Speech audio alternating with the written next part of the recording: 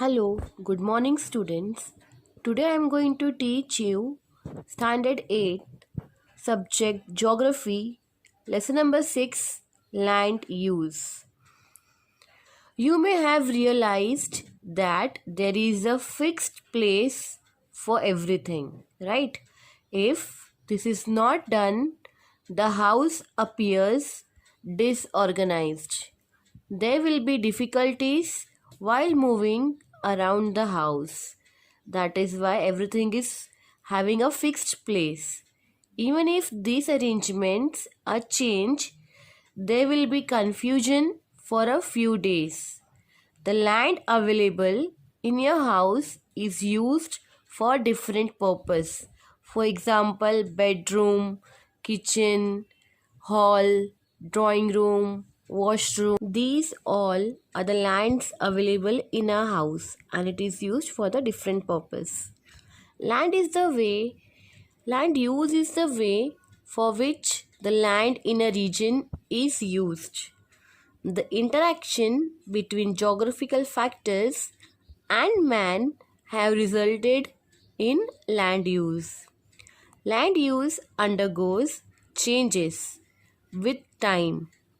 As man need have increased, the use for land for different purposes had also increased.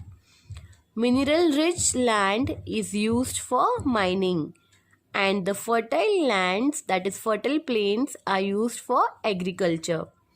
Now let us see types of land use. So first point is rural land use. In the rural areas, agriculture is the main occupation.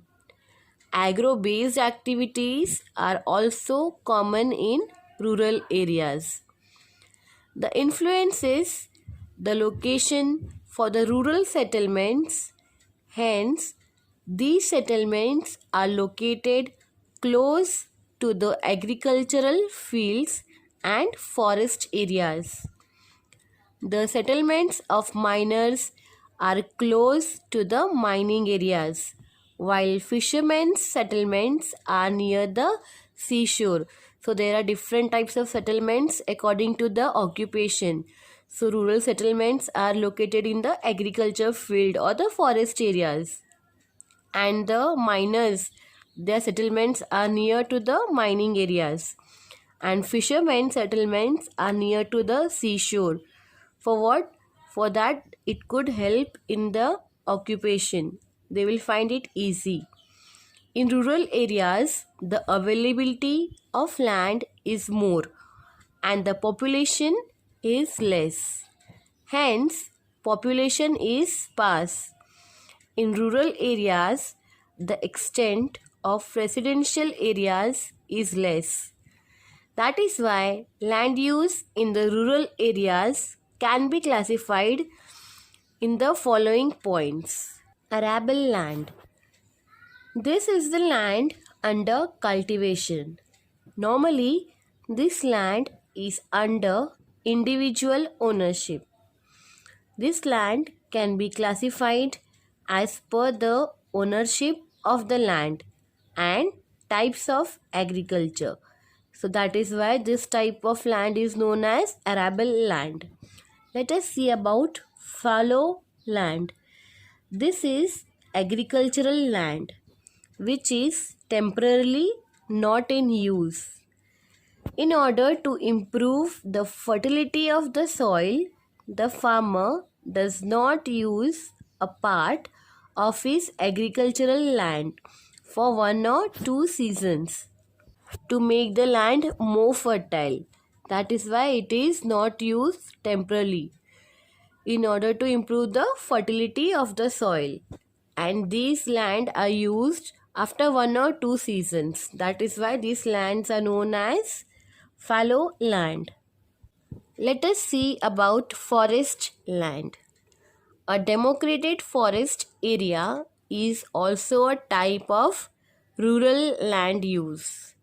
From this area, forest products like firewood, gum, and grass are obtained.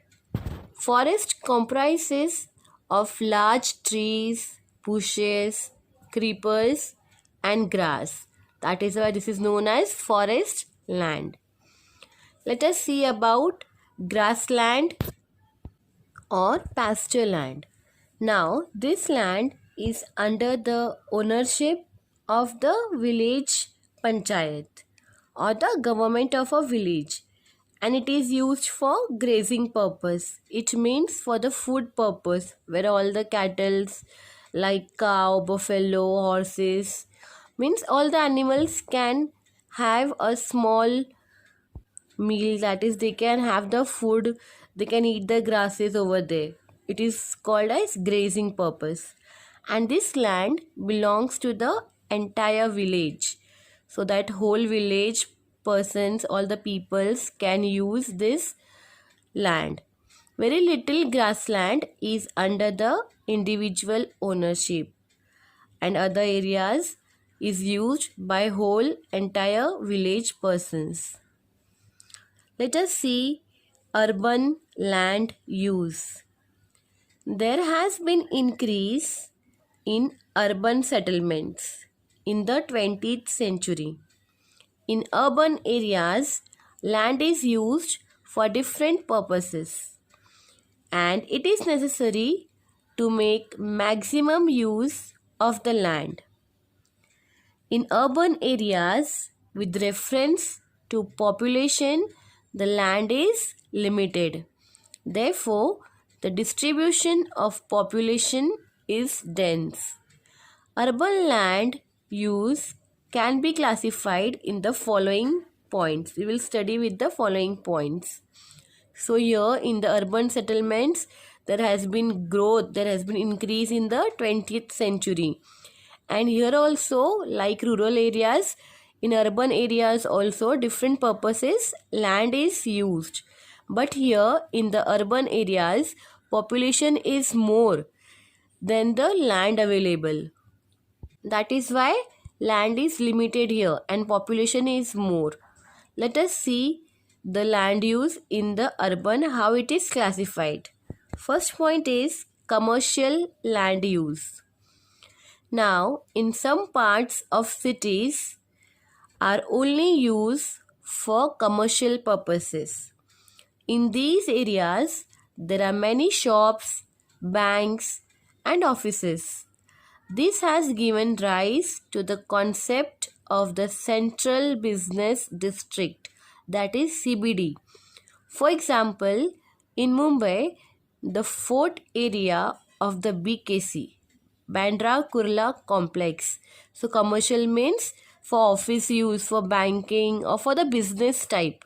So there are some places reserved for only commercial purposes, and it may include shops, banks and offices. The main example is given here is BKC, that is Bandra Kurla Complex. Okay, let us see the next point, that is residential land use. In this land, use is for residential purpose. Houses and residential buildings are included. Since population is more in the urban areas, residential land use has increased. Now residential means the living, the building, the houses or the cottage. These are called as residential land use. Many buildings, many houses are made and population is more in the urban areas. That is why residential land, to make the land residential use, is increased. Now let us see transport land use.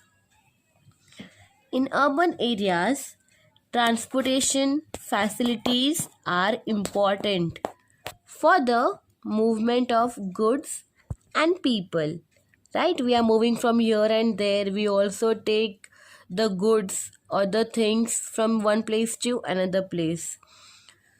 For this purpose, different types of transportation facilities are found in cities like public bus stops, railway lines, metro, monorail, commercial vehicles, etc. So all these things, all these transportation facilities are for whom? For the people, for the benefit of people to transport.